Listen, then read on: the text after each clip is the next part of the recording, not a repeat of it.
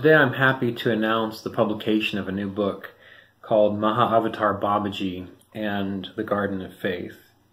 This book began about 1.5 years ago when I was on a flight home from a conference, and I had in my backpack for some reason a whole bunch of sheets of blank white paper, and I'd been on the plane meditating, and the thought occurred to me, or what popped in my mind, was this idea of a conversation between Mahavatar Babaji and a student of the Kriya Yoga meditation path.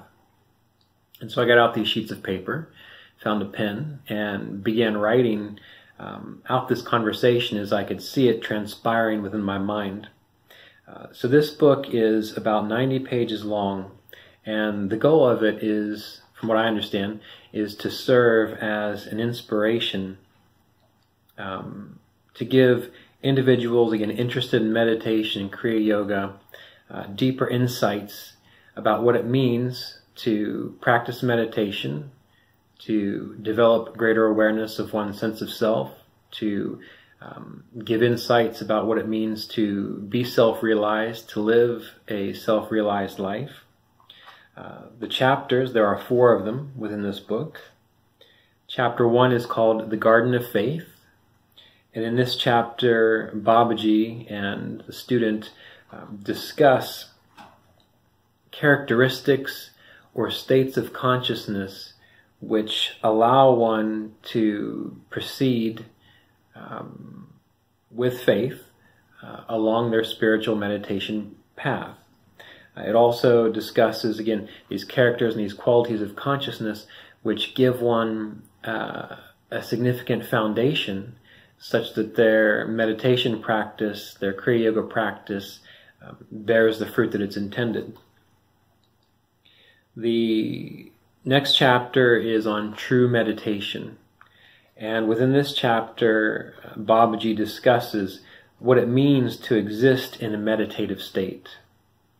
What it means to exist utilizing techniques, but to embody that meditative state throughout one's entire life, because that is the essential point of meditation and spiritual practice, not to become reclusive and lock yourself in a meditation posture for the rest of your life, but as you play your role in this life, as you do your duty as a vessel for this infinite consciousness, the supreme consciousness, you are able to maintain a state of equanimity and poise and contentment in a meditative state. Chapter 3, the discussion moves on to what it means to living contentment. And again, that comes up over and over in numerous spiritual texts, this virtue of contentment and what that means and how we can express that. And chapter 4 is embodying truth.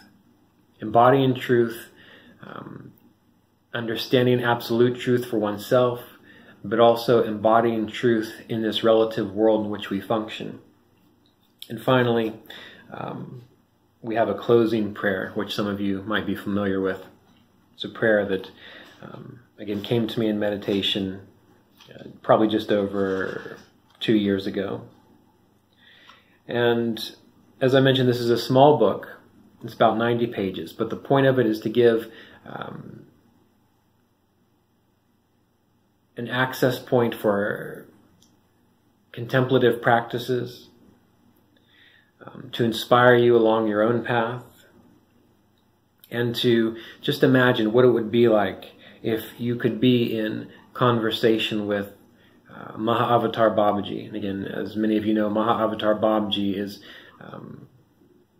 the original teacher of the Kriya Yoga practices as we know them from India. And I'll read, to conclude this particular little talk, I'll read the back of the book. So the back of the book. Mahavatar Babaji is the immortal yogi who is attributed to bringing the transformational path of Kriya Yoga back into our world. He is the light of our very self, symbolizing the essence of what we all are at the core of our innate being. This is a record of conversations between Mahavatar Babaji and a devoted practitioner of Kriya Yoga. Babaji shares the essence of Kriya Yoga above and beyond the techniques which serve as the foundation for one's spiritual practices. Here we have an intimate expression of love between student and master. As the student longs to more fully develop his life in service of divine realization, the master speaks to the heart of the matter. Here, Mahavatar Babaji speaks to what is truly required to ignite the flame of divine living through cultivating a garden of faith. So that is the intention of this book. And the quote that is at the top of the back, again attributed to this conversation with Babaji. This is something important to remember. That way, as you go about your day, just holding this simple thought in mind will allow you to stay centered and intensive upon your path. I am always in the sun's light. I am also in the moon's light, starlight, and even the light of your mind. So always remember that. And this book is available on Amazon. It's also, I do have a Kindle version available as well. So I'll put some links to those at the bottom of this video. So enjoy. I hope you are able to benefit from this book. And if you do get a chance to read this text, your feedback would be wonderful in the comment section below. And think about if you had the opportunity, like this individual in this book has, to actually experience Mahavatar Babaji's presence and to discuss and ask questions, what would you ask? Go ahead and put that in the comment section.